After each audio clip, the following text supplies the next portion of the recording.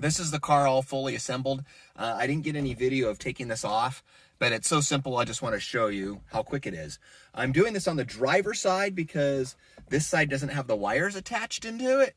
So if you're working on your mirror and it's an electric mirror, you can probably just get this trim loose enough to where you can undo the, you can reach your hands in here and undo that plug.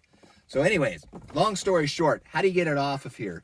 There's two ways. You can remove it from the top, but then you have to put that spring and everything together, and it's a pain to do it that way. Honestly, the easiest way is just to pull it straight off this rod. So grab the top, wiggle it back and forth, and pull it like that, and that's it. That's all you have to do. So now I got this really sharp rod that will poke me in the eye, so be careful of that. Get it, put it underneath here, twist it until it kind of snaps out of the cardboard inside of here. You can see inside of here, like that, barely. So there's a piece of cardboard and a little notch, and you just kind of pry it out, and there it goes on that side. And I just do the same thing on this side. Now the switch works perfectly. Both lights are now fixed. I disassembled it a tiny bit and put some flat black on it because I had some discoloration because I tried to use some goof off on it. And sometimes goof off has a bad reaction with plastic, and this was one of those times. So then I just took it apart, took the lenses out, spray painted it. These things actually come off pretty easy. They just snap out of here. Super easy, because that's how you're probably supposed to change the light bulb. That's how I was able to take it apart and fix the inside connector, because it was all jacked up and bent for that very reason, because someone was probably trying to install the light bulb through the front and did it all crooked. So reassembly is super easy. Just gonna line it up here. Oh, I need to push the wire back inside.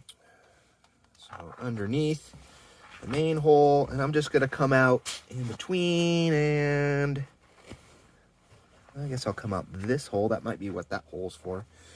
I'm gonna leave the splice inside so you can't see it. There you go. Oh, like that. Line that up, line that up. Now, unfortunately, these lenses are all gooed up because of the rubber deals on these things to keep it from slamming too hard. Melted. I mean, they completely melted and put goo all over that and really made it dirty, but they work. Okay, that's back in. From here, just snap it back in. If I can get the line up, right? Oh, is there an upside down? Oh, it's... Yeah, there is a right and a wrong side. Oh, look, there's a little notch right here to go right there. Oh, okay. I didn't notice that the first time. There it is. That's reassembly. Cool. And there you go. Check it out. Looks better.